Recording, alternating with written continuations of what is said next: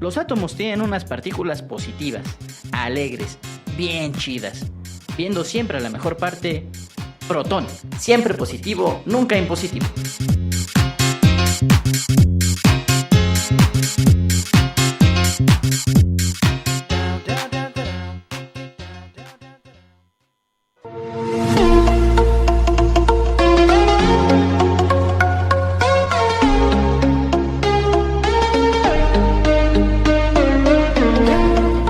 Muy buenas tardes, estamos aquí en su programa Protón, siempre positivo, nunca impositivo. Pues bien, les damos la más cordial bienvenida a este su programa Protón. Y bueno, pues en esta ocasión tenemos dos temas muy interesantes. Como ustedes saben, siempre tenemos nuestra sección del Santoral. Y bueno, en esta ocasión vamos a platicar acerca de la Virgen de los Dolores. Hoy, 15 de septiembre, es cuando se festeja a esta advocación de la Virgen de los Dolores. Y bueno, vamos a platicar un poquito acerca de esta advocación, pero sobre todo vamos a platicar, pues, cuáles son estos 7 dolores de la Virgen, pero evidentemente que está completamente relacionada con los dolores, pues, de Jesucristo en la cruz, ¿verdad? Entonces vamos a platicar un poquito acerca de esta advocación. Me parece que es algo muy interesante. Pero bueno, pues no deja de ser un poco triste hablar de las penas, de estas penas tan profundas que sufrió la Virgen a lo largo de su vida.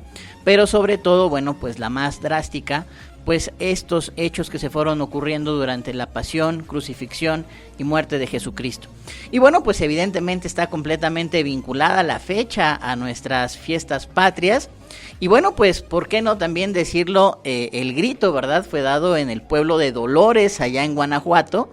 Y bueno, pues completamente la fecha, el pueblo, pues una relación tan grande que tiene México con la Virgen María, que bueno, pues es prácticamente, o no prácticamente, que es de hecho imposible separar a nuestra patria, separar a nuestro México, pues de la presencia que siempre nos acompaña de la Santísima Virgen María. Y bueno, pues qué no hablar de la Virgen de Guadalupe.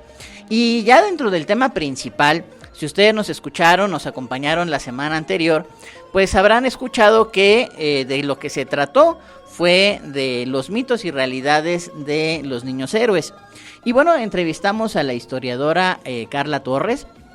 Ella nos platicaba, bueno, preparó muchísimo material, la verdad. Entonces el primer programa platicamos acerca, pues, del contexto, ¿verdad? Hablamos, pues, de la guerra de México contra Estados Unidos de 1846 a 1948, que es este ambiente, es todo este contexto en el que se da precisamente, pues, la defensa del castillo de Chapultepec, la defensa pues de la Ciudad de México ante el ejército de los Estados Unidos. Y es ahí, en estos combates, en estas guerras, donde, mejor dicho, en estas batallas, donde pues se da la presencia de los cadetes del heroico colegio militar, pues los llamados, denominados como niños héroes, ¿verdad? Entonces, bueno, pues como era tanto lo que nos preparó nuestra amiga, pues no acabamos. Entonces, bueno, pues ahí vamos otra vez a platicar, ahora sí, acerca de las personas, acerca pues del regimiento, acerca de todo lo relacionado ya propiamente dicho con los niños héroes, porque pues como les acabo de mencionar, hablamos pero del contexto grande en general, pues de la guerra que sostuvimos en esos años. Pero ahora, bueno, pues culminaremos el tema, si Dios nos lo permite, acerca de los mitos y realidades de los niños héroes. Entonces, espero que estos temas sean de su interés, nos acompañen. Y bueno, pues vamos a nuestra primera sección, que es la de El Santoral. Mi tío se llma Anif de la Rev. Yo tengo un primo, Usnavi. Ay, esos ni nombres son. Pues el tuyo, ¿de dónde salió? El Santoral.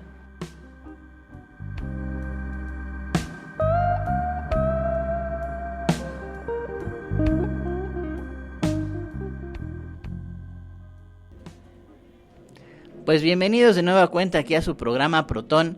Y bueno, pues en este momento vamos a platicar acerca de la Virgen de los Dolores, precisamente porque el día de hoy es su fiesta. Bueno, pues para platicar acerca de la Virgen de los Dolores, pues es importante recordar que bueno, en la vida de Nuestra Señora pues ocurrieron pues hechos de todos colores y sabores, ¿no? Tanto existen evidentemente momentos muy alegres como la Anunciación, como el nacimiento del Hijo de Dios, como la resurrección, que debe ser el hecho pues más pletórico de la historia de toda la humanidad, y evidentemente pues también de su madre, de la Virgen María. Bueno, pues también existen grandes dolores que pues adolorieron, ¿verdad? El corazón pues de la Virgen María. Y bueno, pues podemos contar 7 principales. En este momento pues me voy a basar en Desde la Fe. Y bueno, pues ¿cuáles serían estos 7 dolores de la Virgen María? Bueno, pues ustedes recordarán que cuando presentaron al niño Jesús en el templo, el profeta Simeón, bueno, que era un anciano que reconoció al Mesías en el niño Dios, pues le comentó también a la Virgen María que una espada atravesaría su corazón, es decir, el corazón de la Virgen pues también tendría estos grandes dolores, ¿no? Entonces, ese primer momento, esa primera revelación pues de esos dolores, bueno, pues también fue el primero de ellos, ¿verdad? Entonces, la profecía de Simeón es el primero de los dolores de la Virgen. También tenemos un segundo que es, ustedes recordarán que cuando pues Cristo estaba pues prácticamente recién nacido, pues un ángel le avisa a San José que el rey Herodes estaba buscando al niño para matarlo. Si ustedes recuerdan, la rosca de Reyes precisamente es una alegoría de esta persecución, porque precisamente el niñito Dios, lo que pues estas figuritas ahora de plástico, pero antes eran de cerámica, están escondidas en la rosca. ¿Para qué? Para que no la encuentre el cuchillo que representa al rey Herodes. Entonces, bueno, pues como lo están buscando para matarlo, tienen que huir a Egipto. Y precisamente esta huida a Egipto, precisamente para salvar la vida del niño, es que es el segundo dolor de la Virgen, ¿no? Tener que abandonar su tierra, tener que salir huyendo, no por otras razones, sino precisamente por evitar que el niño sea asesinado. Entonces es el segundo dolor. El tercero pues es la pérdida de Jesús en el templo. A los 12 años van a presentar, mejor dicho, a los 12 años van a celebrar la fiesta de la Pascua al templo. De hecho, todos los judíos tienen que ir o tenían que ir a partir de los 13 años, era ya una obligación, pero Jesús todavía tenía 12 años, entonces él va pues un poquito también por esta formación pues especial que le daban María y José, muy devota, pero no era obligatorio para él, y además él estaba todavía en la edad que era considerado un niño, a los 12 años. Y si ustedes recuerdan, pues el niño decide quedarse en Jerusalén. Estaba, pues yo podría pensar, tan extasiado de estar en Jerusalén, de estar en la ciudad santa, que no tiene cuidado, y no decir cuidado porque se le haya ido la caravana, sino realmente estaba completamente en otro asunto. Entonces, pues se van y él pues decide quedarse en Jerusalén, estar ahí en la ciudad santa, estar en el templo de Dios, ¿no? Y bueno, el que ellos no lo ubiquen, el que ellos hayan hecho prácticamente un día de camino y todo esto, bueno, pues es también decir, híjole, ¿y ahora dónde está? Y la preocupación de cualquier padre o madre de familia pues es inmensa, ¿no? Entonces, si eso lo sentimos por cualquiera de nuestros hijos, pues ahora imagínense todo esto amplificado, ¿no? El cuarto dolor, pues ya lo trasladamos hasta el momento pues de la pasión de Cristo, y es este encuentro que tiene Jesús con su madre ya en la Vía Dolorosa, ya en el Vía Crucis, donde él está cargando la cruz, ya va de camino al Calvario y se encuentra de frente con su madre, ¿no? Esto pues imagínense, yo vuelvo al ejemplo, ¿no? Si a nosotros que pues somos pecadores, ingratos y todo lo que ustedes quieran, pues nos dolería ver a un ser querido pues maltratado, golpeado, torturado, pues ahora imagínense en esta situación, ¿no? Pues ese es otro de los dolores de Nuestra Señora. Después, bueno, pues encontramos el momento de la crucifixión, ¿no? Cuando, bueno, pues es Cristo clavado en la cruz y, bueno, elevado, ¿verdad? En la cruz y tener que verificar, tener que acompañar, tener que estar ahí, pues todo el tiempo de estas 3 horas entre que es crucificado y se da la muerte de Cristo. Y escuchar las 7 palabras, escuchar todas las recomendaciones que nos hace Cristo en la cruz. Y una, bueno, pues de ellas es muy bella, porque recordemos que le dice Jesús a San Juan: hijo, he ahí a tu madre, mujer, he ahí a tu hijo, ¿no? Y bueno, en la figura de San Juan, nos la deja a todos como madre, ¿no? Y efectivamente también es una indicación o un regalo especial para San Juan. Recordemos que todos los demás apóstoles pues salieron corriendo, ¿no? Por muchas razones. Pedro lo niega, Judas lo traiciona y los demás por miedo no se acercan. Pero San Juan es el que está ahí firme al pie de la cruz, entonces se la encarga. Y bueno, pues es un regalo maravilloso para San Juan. Y además de que le preocupa también la suerte de su mamá, ¿no? Entonces ahí hace pues esta como comunidad muy bella de cariño y de cuidado. Pero es también una figura de que María se convierte en la madre de todos nosotros, ¿verdad? Entonces, bueno, este momento de la crucifixión también es el 5º dolor. El 6º, y sí es desgarrador, francamente. Ustedes seguramente habrán visto, y si no, les recomiendo que vean esta figura. Creo que la hizo Miguel Ángel, una escultura, la escultura de la Piedad.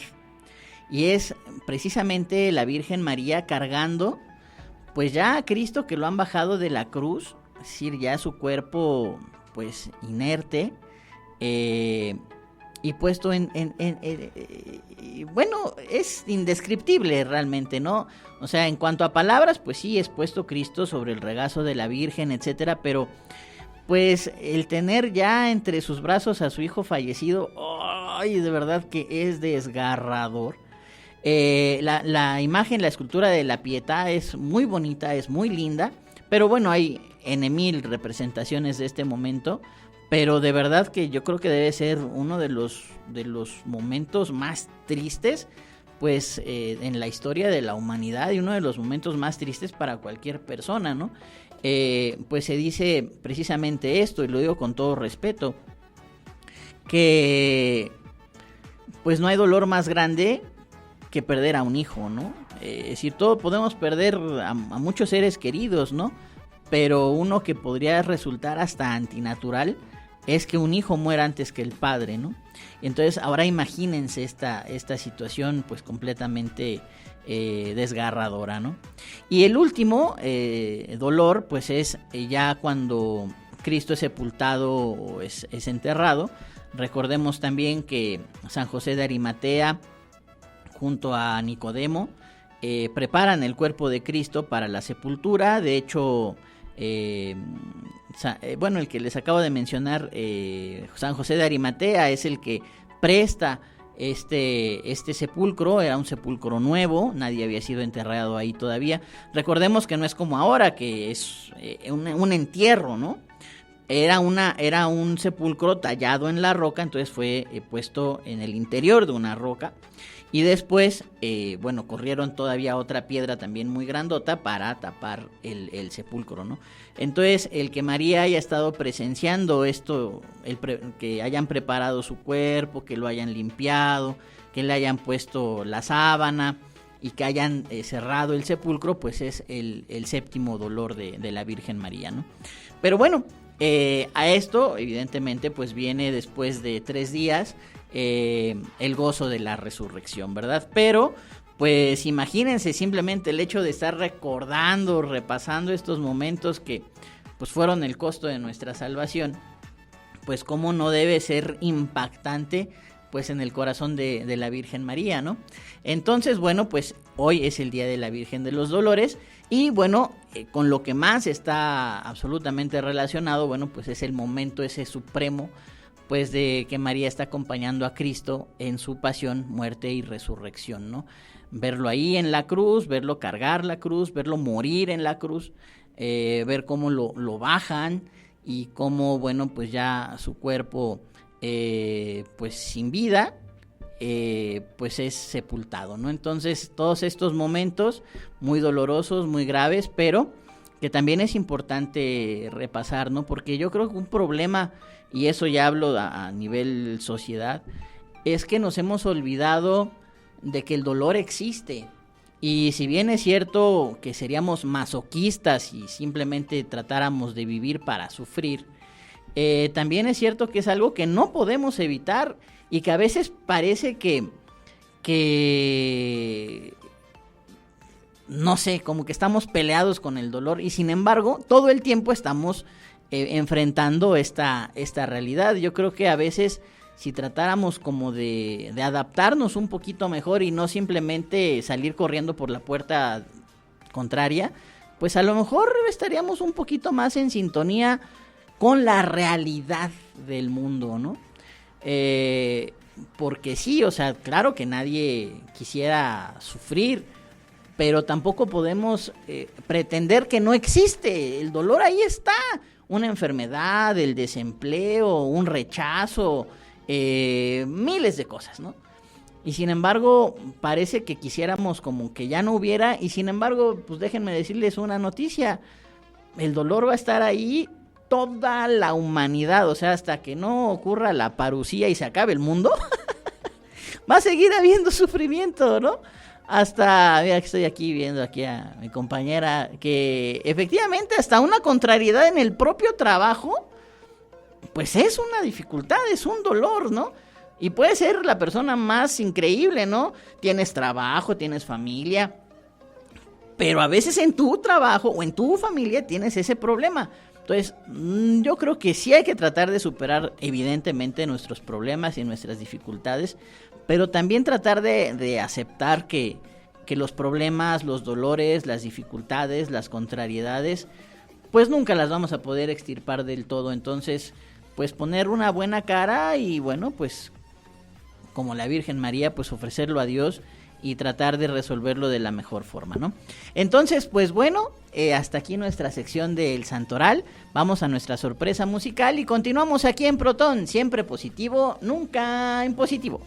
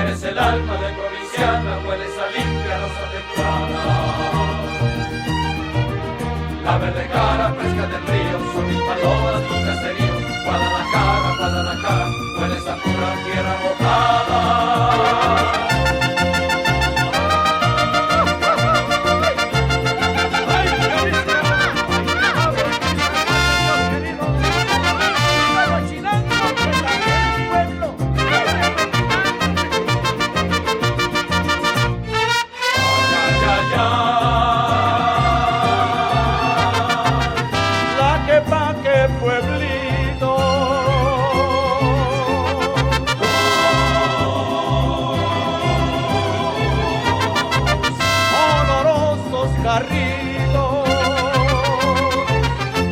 más fresco, el dulce tepache para la birria junto al mariachi. En los parianes y alfarerías suenan con triste melancolía.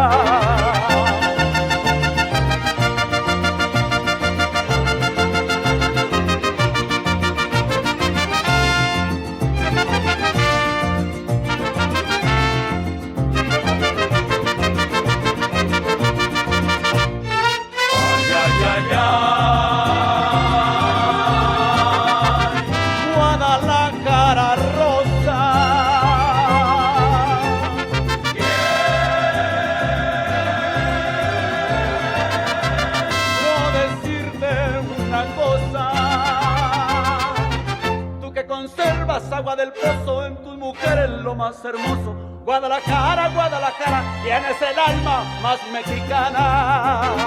Ay, ay, ay, ay, ay, ay, ay, ay, ay, ay, ay.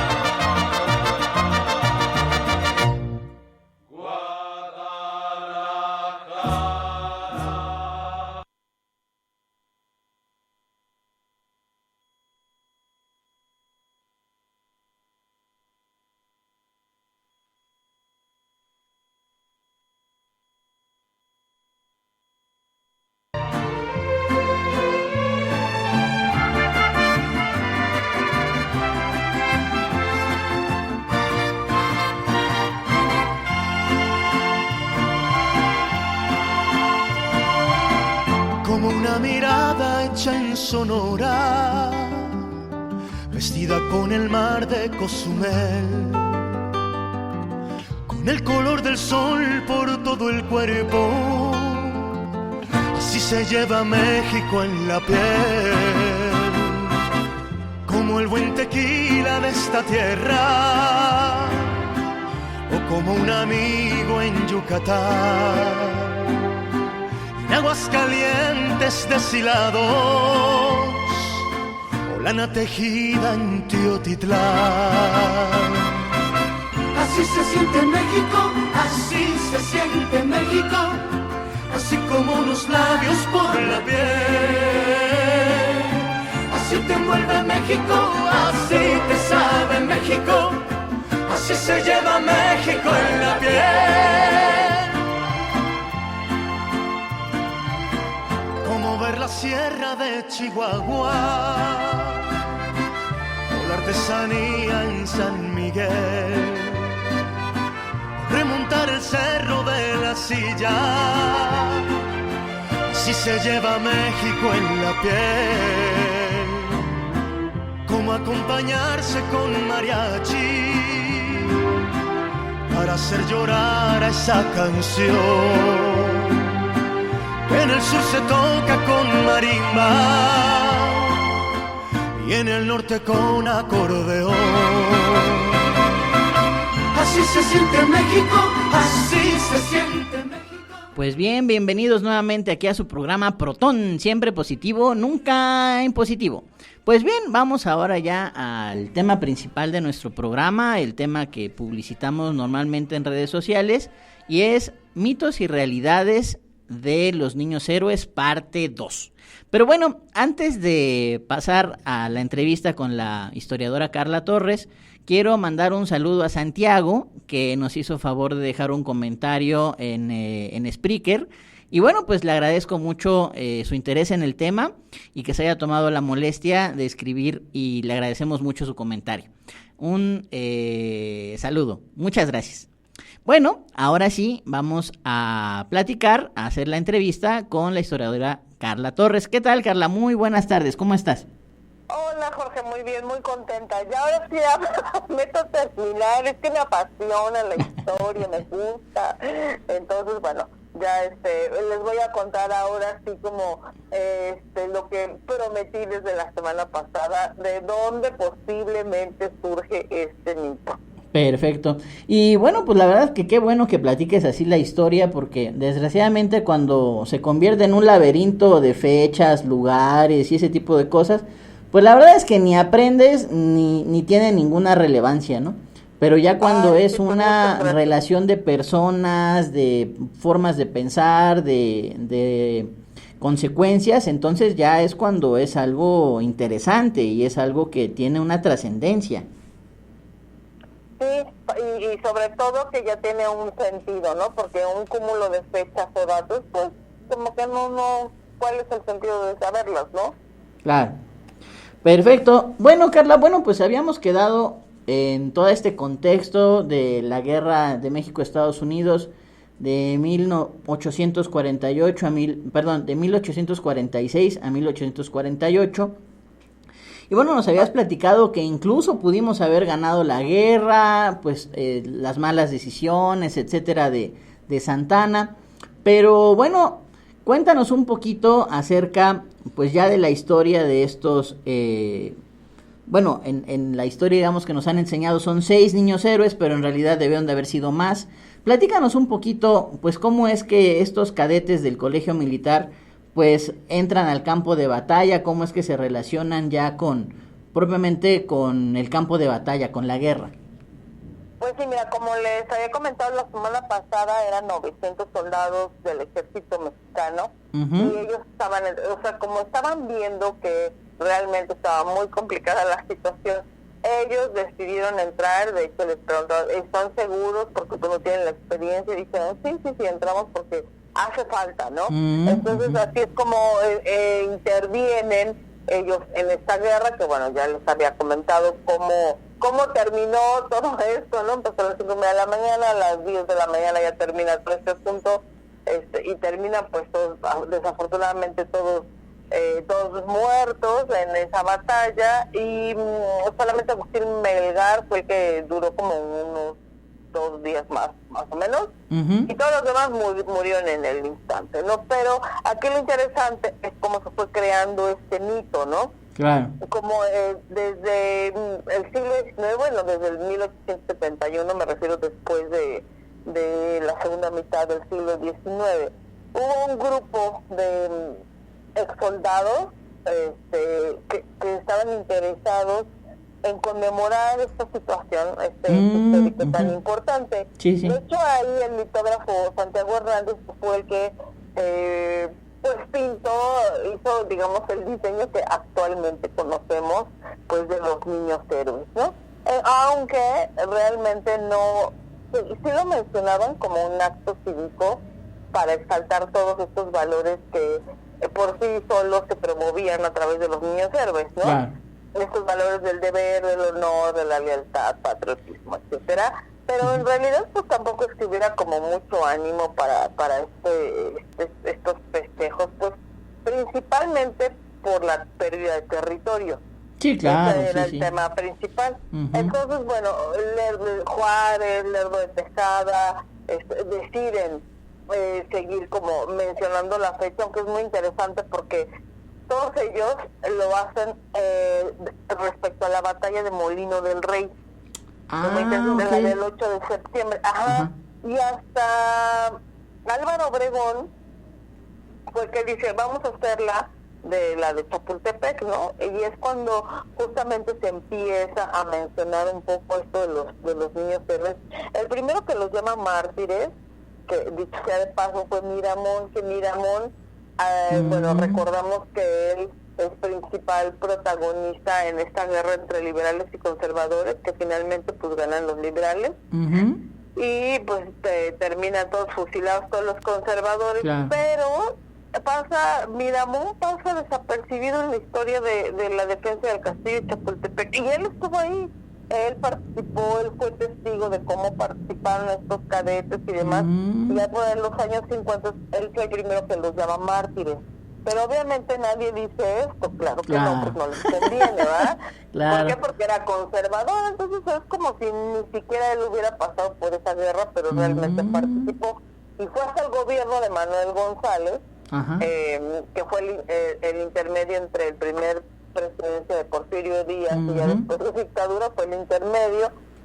Un exalumno le pide al presidente que pues haga por favor un monumento o algo que se recuerde a los niños héroes. Estamos hablando en el 82 del siglo XIX, entonces ya había pasado un poquito de más tiempo. Ajá. Y es cuando hacen este obelisco de 6 metros, justamente en este gobierno, ¿no? El de Manuel González. Y para el 84, justamente ya en el porfiriato, recordemos como toda esta ideología del porfiriato, ¿no? Todo el orden y progreso, el positivismo y demás, Ajá. que cuadraba perfectamente con ese discurso positivista. Y entonces por decreto dice que tiene que pasar lista de todos los soldados de 1847. Cada vez que mencionaban a alguien decía murió por la patria, ¿no? Entonces y ya fue con Álvaro Obregón que se instituye ya para la batalla de Chapultepec, ¿no? Oye, entonces este monumento que está ahí en Chapultepec, el que le llaman Altar a la Patria, ¿fue con Porfirio Díaz? ¿Lo hizo Manuel González? No, el obelisco nada más, el obelisco, ya el de la Altar a la Patria ya fue hasta muchísimo después. Ok. O sea, cuando se cumplen los 100 años de esta batalla de Chapultepec, viene Truman, el presidente norteamericano, viene a México. Ajá. Entonces Miguel Alemán solicita, llega Truman, se hace toda una fiesta, entonces hace un acto muy simbólico Truman y pone unas flores justamente en este altar, en este monumento, ¿no? Lo pone y entonces Miguel Alemán solicita justamente a la sociedad mexicana de esta bibliografía que busquen los restos de los niños héroes justo para poner lo que ahora ya conocemos, ¿no? Pues Miguel Alemán que dice, vamos a buscar los restos, le pide a un historiador Manuel Solís, le dice que investigue este tema y entonces él encuentra, según él, ¿verdad? Según él, que hubo un testigo ahí por los años 50 del siglo XIX donde un soldado gringo dice, supuestamente quedó eso escrito, ¿no? El soldado dice, enterraron a 6 alumnos ahí en una huehuete que está por aquí, ¿no? Salgan todos a buscar los restos de los niños héroes. Y entonces le piden a esta Sociedad Mexicana de Estadística que por favor diga la autenticidad de estos restos que se encontraron. Efectivamente encontraron restos humanos ahí cerca de una huehuete, pero era normal, o sea, no era extraño que los encontraran, pues porque había sido una batalla muy de miles de muertos, ¿no? Claro. Pues lo que ellos dicen es, saben que no coinciden los cráneos con los huesos del resto del cuerpo, no coinciden, entonces no podemos decir exactamente que sí son o no son, porque ni siquiera coinciden estos restos. ¿Y qué dijeron todos? No, sí, entonces sí. O sea, como no me estás diciendo que no, yo digo que sí. Y es cuando justamente se manda a hacer este altar a la patria. Como el no da posibilidades a un sí, y yo pues entonces sí. Incluso Celina dijo, sí, yo también estoy de acuerdo, ¿no? Entonces es cuando ya justamente se empieza a generar mucho más todo este mito, es cuando se hace este altar a la patria y ya la historia como ya la conocemos, ¿no? Y de aquí lo que podemos rescatar pues es que empieza este mito que se envuelve con la bandera, este mito de Juan Escutia, pero a ver, tú dime, Jorge, si tiene sentido. Si aquí te dicen, tienes que defender la patria, lo primero que pasaría por tu mente es suicidarte. Pues no. Pues no, ¿verdad? No. O sea, imagínate que le digan a Juan Escutia, oye, tienes que salvar a la patria. Si tengo una gran idea, me voy a suicidar para ayudar a mi patria. Es como un sinsentido, ¿estás de acuerdo? Claro. Entonces, bueno, este es todo el mito que se genera, principalmente se arraiga ya con esta visita de Truman a México a partir de Miguel Alemán. Y bueno, el nombre completo de Juan Escutia es Juan Bautista Pascasio Escutia Martínez. Él era de Tepic, que antes Tepic, en ese tiempo, en el siglo XIX, pertenecía ahí a Jalisco. A Jalisco, ¿no? Sí, claro. Exactamente. Entonces, y él de hecho pertenecía al batallón de San Blas, y de todos estos niños héroes que les comenté sus edades la semana pasada, él era el más grande, él tenía 20 años. Pero ¿de dónde viene todo este mito de la bandera? Ajá. Pues ahí les va el chismecito que está bueno. Había un personaje que no sé si alguien lo ha escuchado, que se llamaba Margarito Suazo. Él participó en la batalla de Molino del Rey, o sea, estamos hablando de la batalla del 8 de septiembre. El batallón estaba a cargo de Mina, entonces, de hecho lo menciona Guillermo Prieto en el texto que se llama Mi Guerra del 47, él lo menciona, pero entonces él lo hirieron, a Margarito Suazo lo hieren pues, así de manera importante, grave, pues toma la bandera y logra matar a los que querían, digamos, llevarse el trofeo. ¿Cuál era el trofeo? La bandera. Entonces logra matarlos, y él así como puede, ahí arrastrándose, entra al edificio Molino del Rey, se quita su chaqueta, se quita la camisa y se enreda la bandera contra su cuerpo. Y en ese momento muere acribillado, ¿no? Uy, o sea, todavía después de eso lo acribillaron. Sí. Después de todo eso, decir que se arrastró, se puso, tomó la bandera como tipo la abrazó, y después y fue justo en ese momento cuando muere acribillado, ¿no? Y bueno, pues esa bandera que tenía Margarito Suazo, esa bandera está como una reliquia en el Museo de Historia que está en el Castillo de Chapultepec, justamente, ¿no? Ok. Oye, y sí se reconoce, bueno, claro, es a lo mejor una pregunta medio tonta, pero entonces sí se reconoce que esa es la de Margarito. Sí, se tiene clarísimo que esta es la bandera de Margarito, porque de hecho desde el 1936 Estados Unidos les dijo a los mexicanos, bueno, al gobierno mexicano, le dijo, fíjate, desde el 36 ya le había dicho, oigan, ¿y no les interesa tener sus banderas de regreso? Y entonces los mexicanos como que no hicieron mucho caso, y fue hasta que llega Truman cuando les dice, oigan, ya vamos a olvidar, con esto vamos a sellar, queda sanada todas nuestras heridas, México, Estados Unidos, y entonces dice, yo voy a pedir que se les regresen todos estos trofeos de guerra, que eran las banderas, los estandartes, etcétera, todo lo que se habían traído después de la guerra. Mira. Y entonces les dice, les vamos a regresar todas sus banderitas, porque pues ya quedó sanada la herida, y entonces el Congreso le dice, a ver, cálmate, no es tan fácil, lo someten al Congreso, y fue hasta el 49 donde entregan todos estos trofeos de guerra, y entre estos trofeos obviamente entregan la bandera que estuvo en el Castillo de Chapultepec, pero que se encuentra guardada en una bodega porque la rescataron, pero ya no tenía el color rojo. Entonces tenía, pues ya estaba muy dañada. Entonces sí se encuentra, sí está una bandera muy común. Ya tenía nombre de batallón ni de regimiento ni nada, la bandera común, que fue la que quitaron del Castillo de Chapultepec, y que está guardada en una bodega porque está como pues súper resguardada, conservada, porque pues ya está muy maltratada, casi que se deshace, y además no tiene el color rojo, ¿no? Y bueno, eso ya es la historia no historia de los niños héroes, ¿verdad? Que muy probablemente se empezó a tomar del libro de Guillermo Prieto, de Mi Guerra del 47, cuando narra lo de Margarito Suazo. Que él sí muere abrazando la bandera, no se avienta de ningún lado, por supuesto, ¿no? Pero sí se muere con la bandera así atada abrazándola, ¿no? En su pecho, así todo lleno de sangre y tal, sí.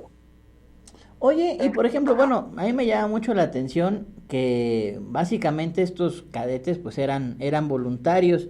¿Se sabe más o menos cuántos fueron los que combatieron así, o sea, no soldados regulares, sino cadetes?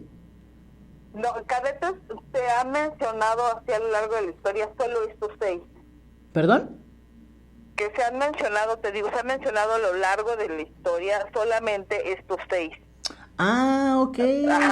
Ajá, son los que se ven como cadetes, que se han reconocido, porque se pasaba lista o se tenía el conteo, pero no se tiene la certeza que existan otros cadetes.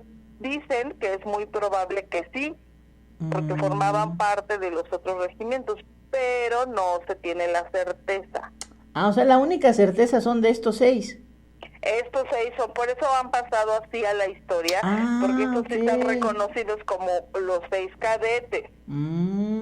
Por eso estaban como reconocidos, estaban en una lista, digamos, aparte, porque eran cadetes todavía. Entonces dijeron, a ver, ¿cuáles eran de todos los soldados, cuáles eran cadetes? Pues tenemos en esta la lista y aparecen estos en la lista, pues, ¿no? Pues fíjate que es muy interesante porque yo alguna vez había escuchado que sí, efectivamente, bueno, se mencionaban a estos 6, pero digamos como en representación de otros tantos que participaron. Entonces, sí, efectivamente pudieron haber sido más, pero el registro único es de estos 6. Ajá, exactamente. O sea, lo que sí se sabe, bueno, pues que fueron 900 soldados. Por supuesto que muy probablemente que entre esos 900 soldados existieran más cadetes. Puede ser que sí, puede ser. Pero no hay la certeza. México venía ya de muchas guerras, muchas batallas, entonces tampoco es que tuvieran ejércitos ya tan grandes, ¿no? Sí, ya la verdad los que participaban ya eran la población tal cual. Oye, y sácame de una duda. ¿Es en esta guerra donde creo que durante 3 días así la gente les aventaba piedras y así? ¿Sí fue en esta como intervención? Pero no tengo este dato que les aventaron porque la gente les tenía miedo. Okay. O sea, cuando llegaron al Zócalo capitalino, la gente así como que ¿qué les está pasando? Pero donde se instalaron fue en Toluca. O sea, el ejército estadounidense estuvo en Toluca.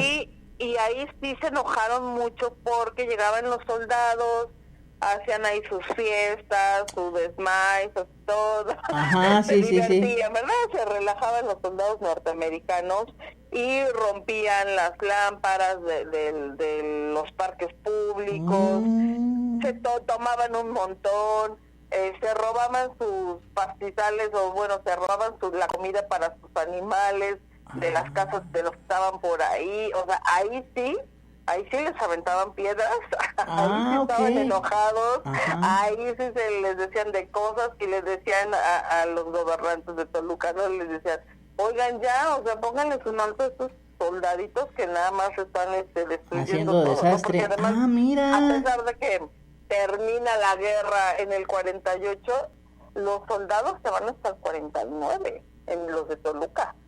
Caray. No, pues ya les había gustado el desastre. Sí les gustó, se dijeron, no, en lo que realmente se firma y pretextos más, pretextos menos, se fueron hasta el 49 de Toluca. Uy, fíjate, ese dato sí lo desconocía por completo, yo no sabía, o sea, a lo mejor uno pensaría, digamos, con cierta lógica, que si tomas la capital, pues ahí concentras tus fuerzas. Yo no tenía idea de que estaba, digamos, así una cantidad importante en Toluca. Sí, ahí fue donde se establecieron, es decir, ya después, sobre todo después de firmado el tratado, pues se establecieron ahí en Toluca y hasta el 49 se largan, ¿no? Ya bien enojada, tú ya bien molesta. No, bien enojada, ¿por qué no se invadieron? Perdón, ya está me apasiona yo. Bueno, hasta el 49 se van. Ya asegurando justamente que el Congreso de Estados Unidos haya aceptado este tratado, y que México también lo haya aceptado, se firma la paz y hasta después, porque primero son 2 firmas, es la firma del Guadalupe Hidalgo y aparte la firma de un tratado de paz. Entonces hasta que se firme el tratado de paz. Aparte todavía hubo otro después.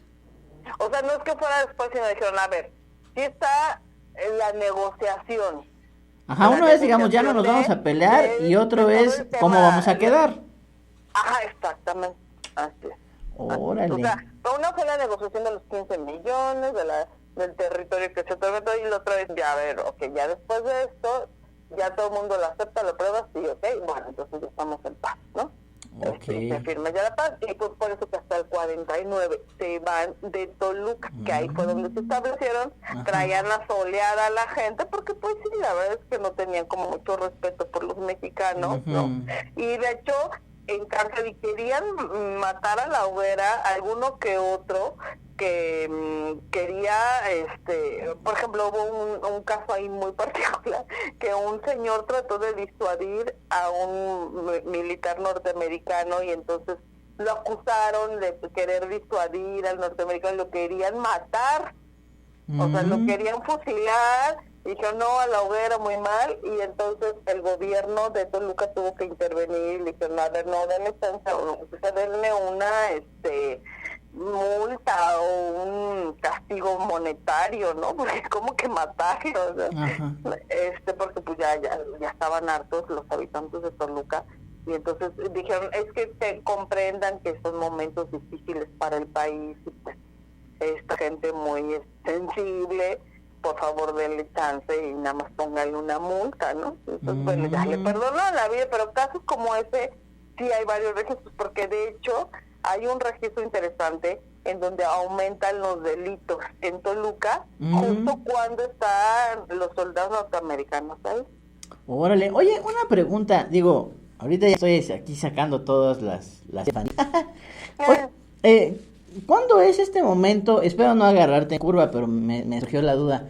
¿Cuándo es este momento cuando dice este soldado mexicano o este general que si hubiera par que usted no estaría aquí? ¿Es a dónde, en qué batalla fue, o si fue en esta guerra, o estoy confundiendo? Sí fue en esta guerra, fue en la guerra con los Estados Unidos. Justamente hace un momento también se acaban de preguntar, fue la de Churubusco. Ah, la de Churubusco, sí. Sí. Pues es que la verdad, digo, claro que se perdió y todo, pero la verdad es de que, digo, a lo mejor también yo estoy acá con mi sentimiento muy patriota, pero pues la verdad es que sí fueron batallas sangrientas, o sea, sí se trató de llegar, o sí se llegaron hasta las últimas consecuencias, o sea, ya con la desventaja, pues ya aquí en el centro, pero la verdad es de que sí hicieron pues todo lo posible por salir adelante, ¿no? Sí, totalmente, pero ya México estaba muy desgastado para esa época, o sea, para ese momento ya había pasado ya muchas guerras civiles, ¿no? Sí, claro. Y también que el problema que sí con Francia, que el problema entre liberales y conservadores, que todas las guerras civiles que ya se habían tenido hasta ese momento, que la separación de Texas, que el levantamiento de Yucatán, o sea, había era un momento muy convulso para México, donde cada vez estaba desgastando más y más, ¿no? Ya agarraron, digamos que cansados a los mexicanos, en pocas palabras, ¿no? Pues sí, yo creo que también aprovecharon los gringos esta vulnerabilidad de México de este momento, justo lo aprovecharon para quedarse con el territorio, ¿no? Y es que también es parte como de la estrategia, ¿no? O sea, cuando quieres, ya le echaste el ojo, pues, a un país, pues no te vas a ir en contra de él cuando es más fuerte que tú, ¿no? O sea, tratas como que de agarrarlo en curva, y cuando es el momento propicio, pues te lanzas, o sea, pues de entre la pérdida de Texas a la guerra contra, o sea, ya cuando se pierde la otra mitad, pues no fue al otro día, o sea, también ya habían pasado sus buenos años, ¿no? Exactamente, y además también así como, pues como un poco con paréntesis, fíjate que ya en ese momento se estaba utilizando, el territorio que se quedó Estados Unidos no estaba poblado. Hay que decirlo, no estaba poblado, y entonces ya había pues ya lo utilizaban partes del territorio para el narcotráfico. O sea, imagínate, ya en esos entonces dijo, aquí está muy solito, vamos a utilizarlo para sembrar cosas raras. ¡Órale! Sí, ya desde el siglo XIX, porque era un territorio, no estaba poblado, o sea, estaba totalmente solo ahí, entonces ahí ya se empezaban a gestar. Se prestaba para que hicieras lo que quisieras y no había quien te viera, ¿no? Así es, y entonces sí, ya empezaban a sembrar, pues droga, ¿no? Órale, qué horror ya desde entonces. Desde el siglo XIX, desde el siglo XIX empezaron ya a utilizar esos territorios para los sembradíos de droga, ¿no? Órale. Eso también es muy interesante, claro. Que también dices, a ver hasta dónde también les interesaba a los gringos tener esos territorios amplios, ¿no? Exacto. Pues muy bien, Carla, oye, pues te agradezco mucho y ya nada más dejaría a ti, ¿cuál sería tu conclusión? Digamos, ya hablamos de la guerra, ya hablamos de cómo ha surgido el mito, etcétera, pues de que también lo han ido exaltando los gobiernos, depende de cómo les conviene, quitando unas cositas, poniendo otras. ¿Cuál sería tu conclusión después de todo lo que nos has comentado en estos 2 programas? Pues mira, yo creo que los niños héroes sí fueron héroes, pero junto con los otros 900, porque sí dieron su vida. O sea, eso sí me parece que sí hay que aplaudirlo, sí hay que reconocerlo. Sí dieron su vida por el país, eso sí es cierto, ¿no? Claro. Y también no perder de vista que pues se utilizan todos estos mitos en la historia pues para construir una nación, ¿no? Para construir, para sentar las bases de un nacionalismo, por ejemplo, ¿no? Entonces estos mitos nos sirven para eso. La historia sirve justamente para afianzar toda esta historia de bronce, de la que pues nos agarramos, ¿no? Para tener una identidad nacional, básicamente, ¿no? Claro. Entonces, y no olvidar, por ejemplo, pues como Margarito que sí dio esta vida y tal, y pasa desapercibido, ¿no? Sí, se sabe, ver cómo claro. también la historia no voltea a ver a muchos que realmente dieron su vida, que realmente pues hicieron patria tal cual, ¿no? Exactamente. Bueno, Carla, pues te agradecemos mucho y bueno, pues a lo largo del año siempre hay muchos temas. Yo este año específicamente no quise hablar de la independencia, digo, para hablar un poquito de otros temas como los niños héroes, etcétera, pero quedan abiertos muchísimos temas y si Dios, la Virgen y San José, esperamos poder contar contigo en otra ocasión. Claro que sí, con mucho gusto, y que no olvidemos que la independencia de México se consuma el 27 de septiembre de 1821 y que por temas obviamente de una historiografía oficialista la festejamos el 15, o sea, en ninguna otra parte del mundo se festeja cuando inicia la independencia, siempre se festeja cuando se consuma, ¿no? Es como lo más lógico. Pero pues por un tema, ya sabes, ideológico, lo festejamos así, pero bueno, que no pase desapercibido tampoco el 27 de septiembre de 1821. Perfecto, pues te agradecemos mucho, Carla, muchas gracias. Gracias, y a comer pozolito, ¿no? Sí, claro, sin carne humana, porque así era como comían los aztecas. No, imagínate. De puro puerco. Con carnita humana no, todavía no, por pues favor. No. Pero fíjate que sobre todo eran los mayas los que lo hacían, ¿eh? Ah, ok. No, pues mira, tenemos que seguir platicando. Pues bueno, Carla, muchísimas gracias. Un abrazo, muchas gracias, al contrario, gracias por invitarme. Que Dios te acompañe, gracias. Gracias, bueno, hasta luego. Hasta luego. Y bueno, pues ya estamos sobre la hora, entonces pues nada más agradecerles su compañía, desearles que tengan unas muy felices fiestas patrias, festejen con moderación porque aparte de todo hay alcoholímetro y cuando estamos así ya bien prendidos, llenos de misiles y caguamas, pues podemos hasta hacer tonterías que nunca quisiéramos haber hecho. Entonces, pásenla bien, pásenla bonito, pero con mucha moderación. Y si Dios, la Virgen y San José nos lo permiten, el próximo viernes nos escuchamos aquí en Protón. Siempre positivo, nunca impositivo. Ahora formas parte de esta comunidad de partículas positivas. Te esperamos la próxima en Protón. Siempre positivo, nunca impositivo. Da, da, da.